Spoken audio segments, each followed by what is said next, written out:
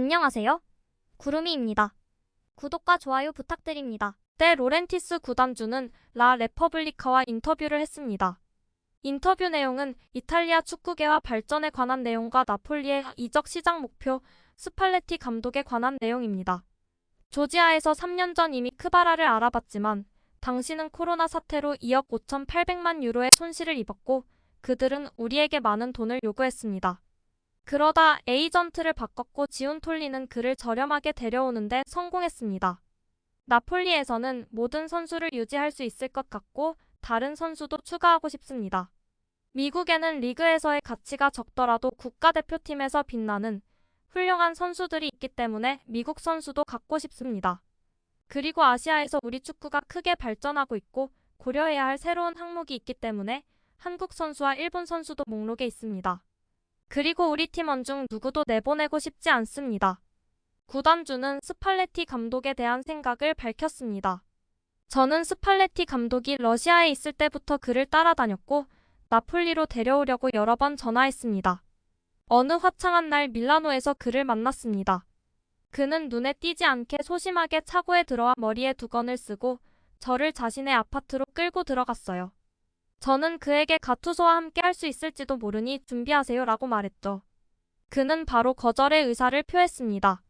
저는 가투소를 당장 해고하기로 결정하면 당신이 직접 오겠다고 약속해야 합니다 라고 주장했습니다. 그는 저에게 약속을 했고 우리는 시즌이 끝날 때까지 기다렸습니다. 스팔레티는 리더이자 훌륭한 스토리텔러입니다. 모두가 그를 연구해야 하며 항상 배울 점이 있습니다.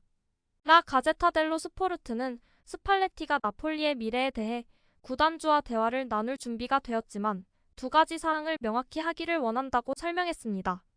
첫 번째는 지온톨리 단장의 미래와 여름 이적 시장 계획이고 두 번째는 연봉입니다. 스팔레티 감독은 현재 밀란, 인터, 유벤투스 감독들보다 훨씬 적은 금액의 연봉을 받고 있고 스쿠데토의 대가로 시즌당 450만 유로로 인상되기를 희망하고 있습니다.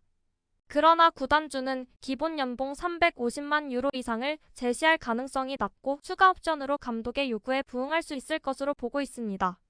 풋메르카토의 세바스티앙 데니스에 따르면 몇 주 전 김민재의 측근들과 올드 트래포드 구단 관계자들이 만난 자리에서 미래 계약의 윤곽이 나왔습니다. 김민재를 얻기 위해 막대한 금액을 제시할 의향이 있다고 밝혔습니다. 이번 시즌 김민재는 33경기에 출전해 2골 2도움을 기록했으며 옐로카드는 단 4장밖에 받지 않았습니다. 신체적으로 강하고 영리하며 항상 적절한 위치에 있는 그는 깊은 인상을 남겼습니다. 그리고 이런 그의 활약은 눈에 띄지 않을 수 없습니다. 최근 저희는 리버풀에 심각한 관심을 독점적으로 공개했고 여전히 현재 진행 중이며 PSG도 향후 몇 달 동안 잠재적인 영입 목록에 그의 이름을 썼습니다. 공식적인 수치는 공개되지 않았지만 보도에 따르면 맨유는 김민재에게 스타 스트라이커에 걸맞은 엄청난 계약을 제안할 준비가 되어 있다고 합니다. 또한 주장 해리 맥과이어의 미래가 불확실하고 리산드로 마르티네즈와 라파엘 바란이 정기적 부상에 시달리는 가운데 맨유는 김민재에게 주전 자리를 거의 보장할 수 있는 것으로 알려졌습니다. 맨유 팬들은 클럽에 불만도 많고 김민재 선수에 관한 비판도 많네요. 맨유는 여전히 맨유이며 나폴리가 제공할 수 있는 것보다 더 큰 프로젝트를 제공할 것입니다. 모든 핵심 선수들은 더 큰 클럽에서 더 나은 프로젝트를 위해 곧 떠날 것입니다. 이 보도를 믿지는 않지만 PL에서 그를 먼저 보지 않고 저에게 계약을 맺는 것은 매우 유나이티드다운 일입니다. 산초에게 350만 파운드를 제안한 것처럼. 세리에 챔피언 팀에서 주당 6만 달러 정도 받는데 왜 거액을 지불해야 하죠? 10만 달러 정도에서 시작해서 15만 달러를 넘지 않았으면 좋겠어요. 이 축구 클럽은 지금 너무 엉망이어서 미친 연봉이 선수를 구할 수 있는 유일한 방법입니다. 이 이야기는 말도 안 되지만 어쨌든 사실일 거예요. 이 클럽은 항상 멍청하게 돈을 지급합니다. 엄청난 연봉이 중요한 것이 아니라 그가 사랑에 빠질 수 있는 미래 비전을 팔아야 한다는 것을 사람들이 알았으면 좋겠어요. 왜 우리는 미친 임금으로 바로 진입하는 데 집착할까요? 임금에 있어서는 누구와도 경쟁할 수 있음에도 불구하고 절대적인 최대치를 고수하는 것은 말이 안 됩니다. 맨체스터 유나이티드에 입단한다고 해서 터무니없는 연봉이 인상되어서는 안 됩니다. 그러니까 기본적으로 B클럽이기 때문에 같은 유형의 임금 구조를 가진 다른 B클럽의 선수들만 사야 한다는 건가요? 알겠습니다. 최고의 스트라이커라는 말은 너무 과장된 것 같아요.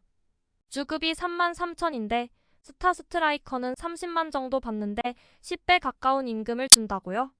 말이 안 돼요. 리버풀은 9만에서 12만 사이를 제시합니다. 공평하다고 생각합니다. 헛소리. 우리는 먼저 그에게 미래에 대한 계획을 먼저 팔아야 하고 돈이 우선이 안 된다는 것을 배운 적이 있습니까? 그는 더 많은 임금을 받을 권리가 있고 우리는 적당한 급여 구조를 유지하면서 아무데나 돈을 던지지 않아야 합니다. 나폴리에서 잘했다고 해서 맨유에서도 통할 거라는 보장은 없다. 미드필드부터 공격까지 균형이 우선이다. 리산드로 마르티네즈와 김민재는 맨유에서 세계 최고의 센터백 파트너가 될 것이며 우리는 그를 영입하기 위해 가능한 모든 것을 다해야 합니다. 구독과 좋아요는 제작하는 데 큰 힘이 됩니다. 감사합니다. 다음에 또 보아요.